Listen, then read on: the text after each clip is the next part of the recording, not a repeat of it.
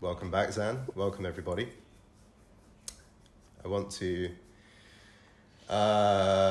take us all on a deep and spiraling look downwards into the topic of desire, which you've spoken about with some passion before. And there's a conversation that I've had lately, which I found very, very interesting. I think needs to be broadcast. And there's a couple of things that I'll say in my preamble to this. So a lot of men, as you know, come to our message, and one of the first things that they say when they join or in a intake conversation or something like that is, I want more sexual energy. I want to be able to transmit more sexual energy. I.e. to get out of the friend zone and stop the rejection cycle and be felt more as a kind of virile man. A carnivore and not an omnivore, as our friend in Japan says. They want to be felt more carnivorous in their bodies. Which is quite interesting. What does it mean or entail to have or to feel more sexual energy? And I have a lot of exercises for this, right? I have a whole embodiment program that I made a few years back, LOTM. I give that to the guys that we work with, and they start working with some of the practices. And after a matter of days, many men come back to me and say things like, this really works, and I feel more sexual energy in my body. Like I'm feeling more sexual energy, and it's horrible. There is an agony to feeling the level of libido, desire, Wow.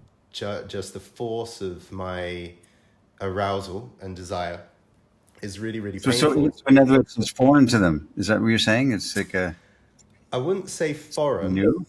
I wouldn't say foreign. I would say it kind of tops them back up to lifetime peak levels of, God, this is too much virility. I don't like it.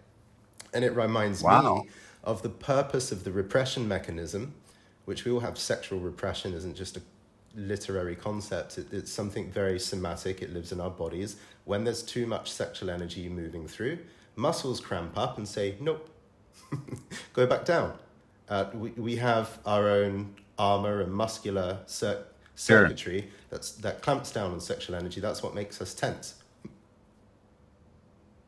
Okay, I Right? gotcha. And then we numb it, then we distract it, and we don't actually know what our repression mechanism is doing. And this is the kind of deeper fundamentals. But the problem of feeling more sexual energy is all of a sudden it comes laced with frustration. And in this man's language, he said very eloquently, the real problem that I have now that I'm a fully feeling sexual being is that I can't predict the channels or the means through which I'm going to get sex. I cannot predict the supply of sex into my life. So I've got this abundance of sexual energy, and there's nowhere I can predict that can go. Or in other words, I have no channel for it. Yeah. So it's in me. It's welling up in me, but there's no outlet. Yeah, I can't predict the supply. Now, if you are monogamous, you think, well, I have a monogamous partner, the supply is always going to be there. I mean, that's flawed. If I'm polyamorous, yeah, exactly. If I'm polyamorous, then there's going to be even more supply because multiple partners. Again, I've known a lot of polyamorous men who, all of a sudden all their partners disappear and then there's no supply. Then it's like, well, do I turn myself into this Casanova and I become really good at, spotting ovulating women in the local bar scene? Maybe that's a skill set. It's problematic. It takes some time, Do you pay for it? So there's all these time-old solutions that men and women have proposed to overcome the problem of the supply of sex, but they're all flawed, right? So I think back to a friend of mine, and I used to go to dinner with him, and probably once a month, and most of the time he had a partner. But at one point during our dinner, he would kind of look down, almost like pull his hair with his fingers and just say, Jordan, Jordan, Jordan, tell me, as a slightly older man and someone coaching in this environment, he said, Jordan, tell me, does it ever end? And I'd be like, what? He's like, does it ever end? And he had a love for women, a real love for women. And his love for women came with such a visceral, lower-bodied angst that it burned with frustration in the lower part of his body that he could not be with more women, more of the time, more partners, or just ravage everybody that the animal within him wanted to. And there was a suffering. So I'm thinking here, a lot of men want more sexual energy, as they say, but a lot of men who have a lot have to deal with a level of physical, visceral suffering. Yeah. The answer is it never ends. It's like, I remember seeing this interview with this artist, and he basically said, man, I was so brimming with sexual energy. And I thought, man, when I'm old, at least I can relax and that goes away and I can just, kick back. And he said, I'm 76 years old now. It never ends. It never ends. Yeats, the Irish poet, said, old men are filled with lust and anger. So essentially no evolution from early teenage, early adolescence. As far as I know, no.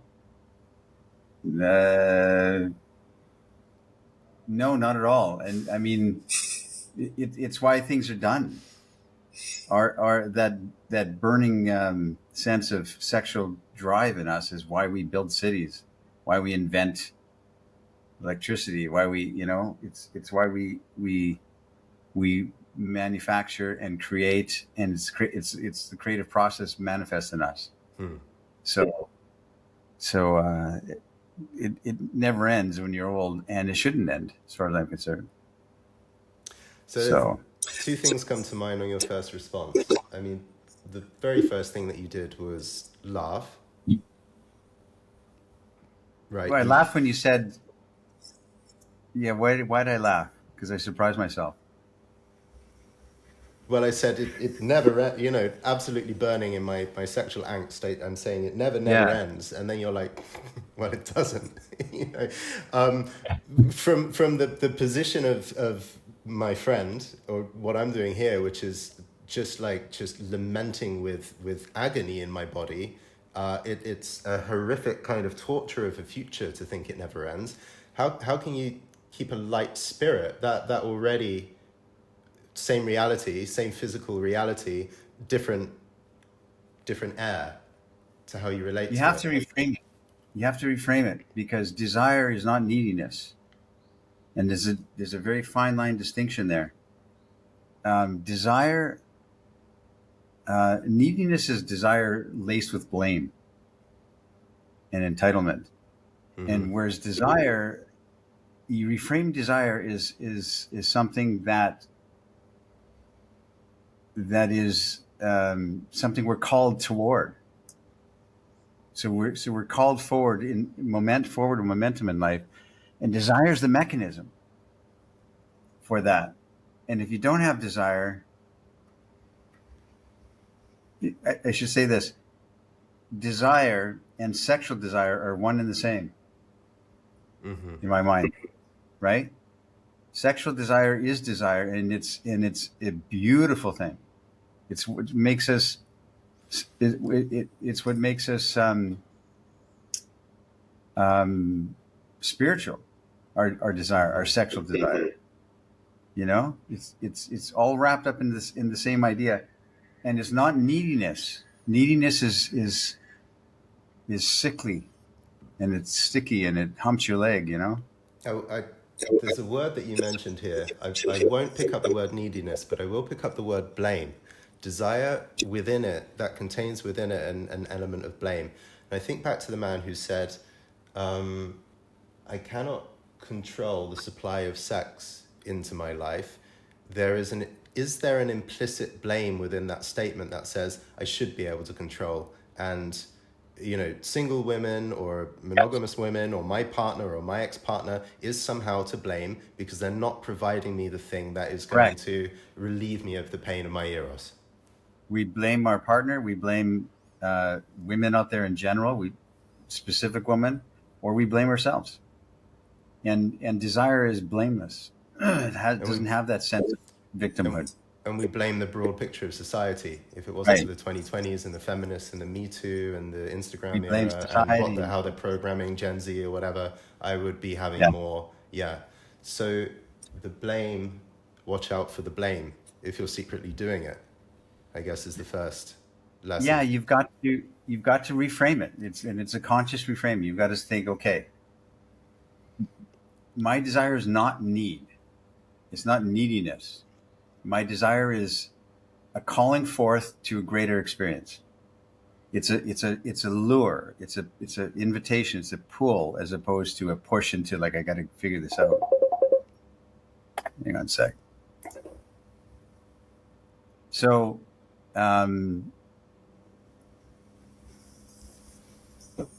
it's a reframe. Like you have to reframe it in your mind as a life-giving force as opposed to something that desire is not lack, or you're not lacking something. I mean, we're all lacking everything, of course, but instead of thinking it like that, it's a divine lure. It's a divine invitation into a greater coherence, a greater sense of harmony, and so it's a good thing. Your desire for life, for a lustful, artful life, desire for a great career, desire to live in a great space on earth, desire to administer to others, desire to help the community, desire to have a beautiful wife, to have children. These desires are part of the becoming of the universe. You're participating. I like to say you're participating in beauty, in the beauty project. And so desire is a fantastic, wonderful thing. And sexual desire is that. It is that. It's not, I desire, nice food and I also desire sex. No, it's the same thing. So you got to reframe it as from any sense of need or neediness or entitlement or blame or frustration because it isn't being met. Mm-hmm. Because the desire itself is momentum forward. It is a step forward. I hope I'm saying it right. There's a couple of angles here that I'd like your perspective on. The first is, I would assume that most people watching our show or listening in have heard or read somewhere that creative energy is sexual energy and it's possible somehow to channel that sexual energy and make it creative energy. Can you speak specifically, demythologize that a little bit and perhaps give a practical or a personal method or sense of how that actually gets done? How do I stop looking in my phone at midnight feeling like a loser because everyone else that I'm looking on Instagram seems to have a life, and blaming and feeling desirous, a whole mess of these feelings? How do I take that and then be like, you know what, I'm going to start creating the thing I love as an offering, as part of Well, you've got to God's forgive project? yourself at some point. Like, the problem is we're blaming ourselves as much as we're blaming women or society. And you've got to find forgiveness for yourself inside yourself. You've got to recognize that, I've said it before, but nobody teaches you how to do life. Nobody taught you the social dynamics of life, and nobody taught you the right way forward. That's why when you see a woman over there and you want to say hi to her and you're nervous and you're not sure the steps forward, and you're not, and if you do, maybe it falls flat because nobody taught you. Nobody taught you how to move forward into this. But you've got to reframe it to stop blaming yourself because you're a student of life, as I always say, and no one can take that away from you. So the idea of that you're a student of life, and so is she, and so is everyone around you. Nobody's got to figure it out. Everybody is wishing that that they would be viewed as whole and complete and interesting and funny and attractive and desirable and intelligent, and they're all in their heads thinking I'm not that, and I wish people would view me as that, including you, including her.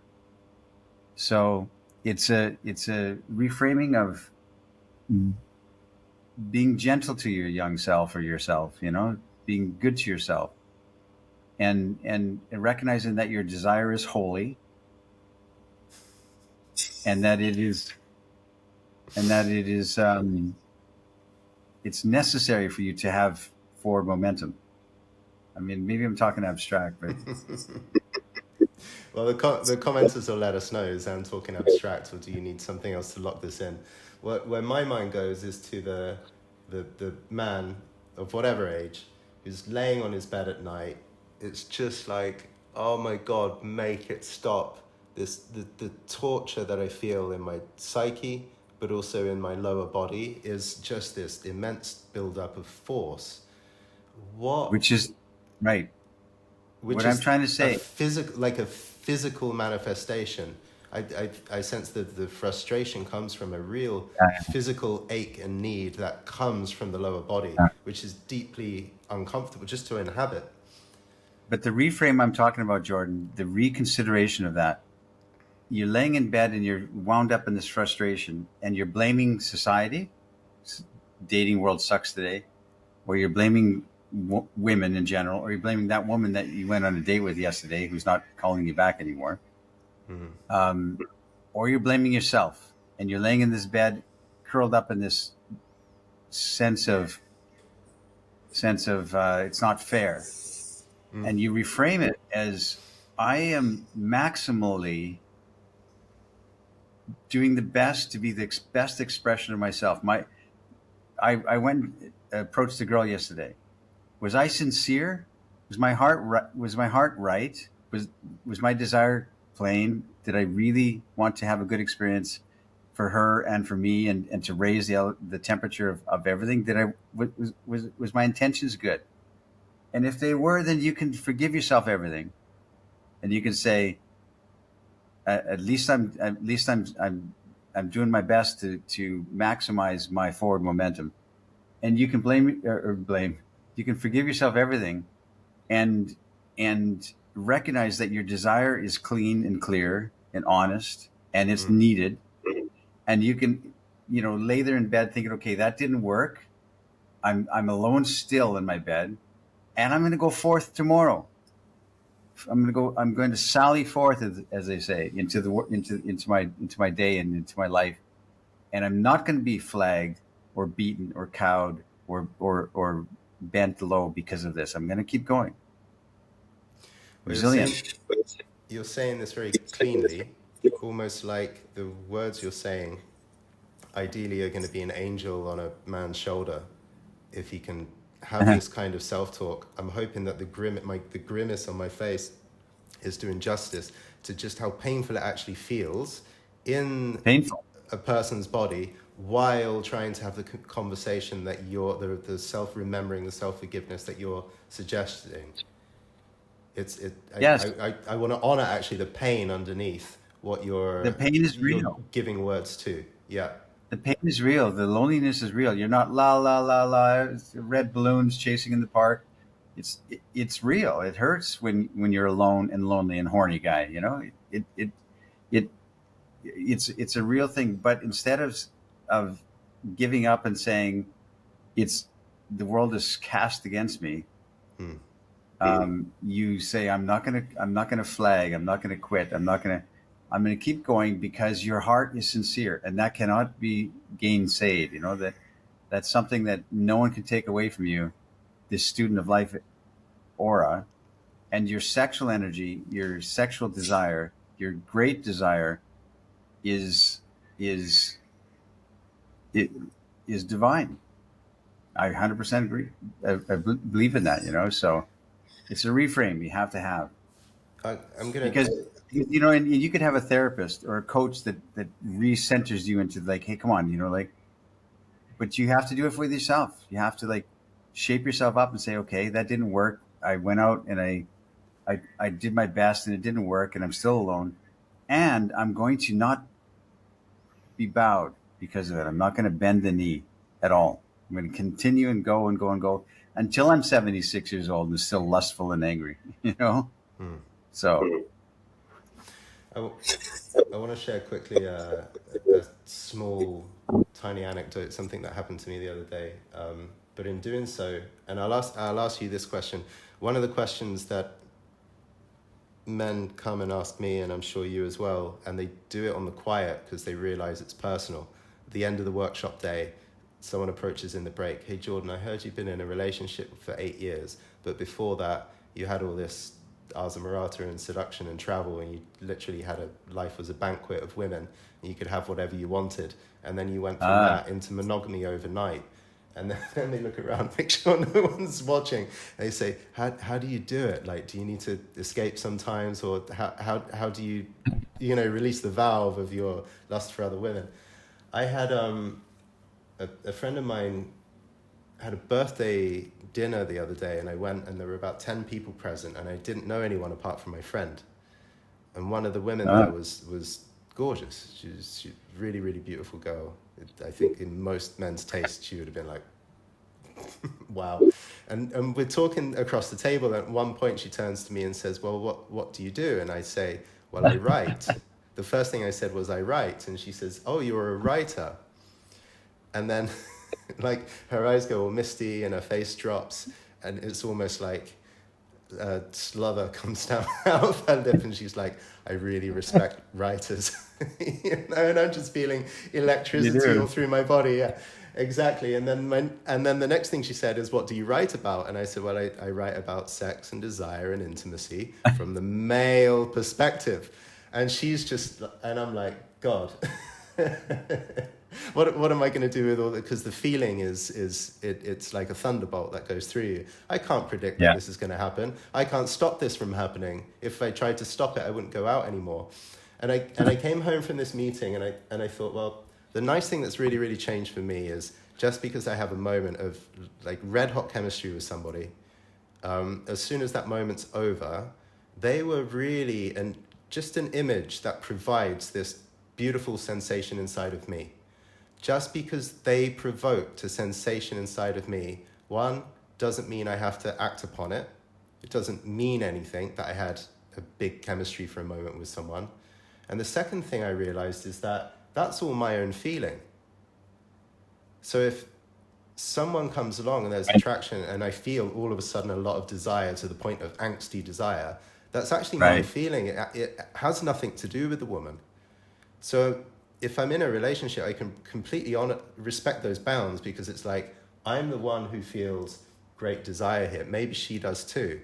But I don't have to go and sniff out her phone number and do something about that. And I can go home, and when I've got, and this is the point for me, how do you make desire a creative thing? When I think, God, I've got a lot of work to do this afternoon, I've got a big long message and a lot of people to speak to, I can't be bothered. I think of a feeling like this, or a moment like this, or a woman like this, and somehow the energy of it connects to what I'm trying to create. There are a number of different ways I feel the fuel of what I felt in my loins somehow find its outlet, and sometimes it finds its outlet in a sentence, or in a joke I make in a professional setting, or in, why don't I just use this extra force to, I don't know, we did the retreat here in the house, make the house look a bit more tidy and pristine and beautiful. And I could feel in my own self how my own desire to make the house kind of beautiful on the surface was also attached to a deep thing in my body that was like, I want to give, I want to nail something here. And it manifests in a different register. Yeah, I get it.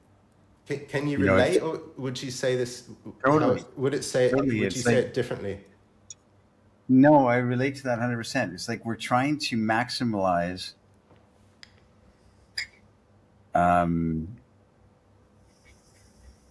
we're trying to maximize our impact, I guess, and